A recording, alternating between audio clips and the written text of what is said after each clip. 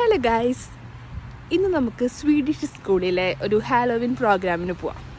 കാരണം ഞാനതിനാണ് പോണത്. ഇന്ന് നൈനുവിൻ്റെ സ്കൂളിൽ അവരുടെ ക്ലാസ് വൈസ് ഹാലോവിൻ സെലിബ്രേഷനാണ്. ഒരു ചെറിയ സെലിബ്രേഷനാണ്, 5 to 7. അപ്പോൾ ഈ കിഡ്സും അവരുടെ ടീച്ചറും പിന്നെ പാരൻസും ഉണ്ടാവും. അപ്പോൾ നമ്മൾ അതിന് പോവാണെന്ന്. ഈ ഓട്ടം സീസൺ എന്തു ഭംഗിയാണല്ലേ കാണാൻ.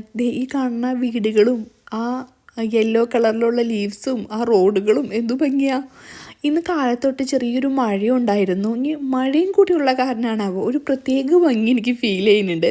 ഞാനിങ്ങനെ ഭംഗിയൊക്കെ ആസ്വദിച്ച് നടക്കുകയാണ്. ഞാൻ എൻ്റെ സ്കൂളിലേക്ക് പോണ വഴിയാണിത്. ഈ വീടുകളൊക്കെ ആകാശത്താണോ? അപ്പോൾ അതേ നമ്മുടെ നൈനുമോള് ഹാലോവിൻ കോസ്റ്റ്യൂമിൽ വന്നു. അവൾ എന്നോട് പറയാണ് അവൾ ഇപ്രാവശ്യം ഭീമനാണെന്ന്.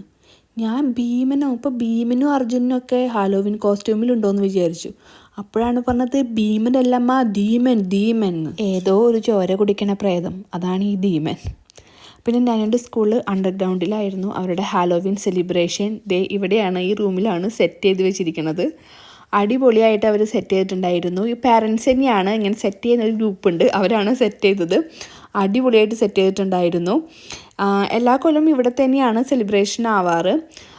October 31 Halloween. അപ്പോൾ അവർക്ക് ആ വീക്ക് ഇവിടെ ഓട്ടം വെക്കേഷനാണ്. അപ്പോൾ എല്ലാ ഇയറും അതിൻ്റെ തൊട്ട് മുന്നത്തെ വീക്കാണ് സ്കൂളിൽ ഹാലോവിൻ സെലിബ്രേഷൻ ഉണ്ടാവാറ്. ആ ഒരു റൂം ഫുൾ അവർ ഇങ്ങനെ ഹാലോവിൻ്റെ ഈ നെറ്റും സ്കെൽറ്റൻസും പിന്നെ കുറേ ബലൂൺസും ഒക്കെ വെച്ചിട്ട് അടിപൊളിയാക്കിയിട്ടുണ്ടായിരുന്നു. അതുപോലെ തന്നെ കിഡ്സും അവരും അടിപൊളിയായിട്ട് സെറ്റായി വന്നിട്ടുണ്ടായിരുന്നു. കുറേ പാരൻസും വന്നിട്ടുണ്ടായിരുന്നു. കിഡ്സിനൊന്നും ഫോക്കസ് ചെയ്ത് കാണിക്കാൻ പാടില്ലല്ലോ, അത് കാരണം ഞാൻ ഫോക്കസ് ചെയ്യാത്തത്. എല്ലാവരും അടിപൊളിയായിട്ടുണ്ടായിരുന്നു. നല്ല മേക്കപ്പൊക്കെ ചെയ്ത് ആ ഗ്രീനൊക്കെ അടിപൊളിയായിരുന്നു.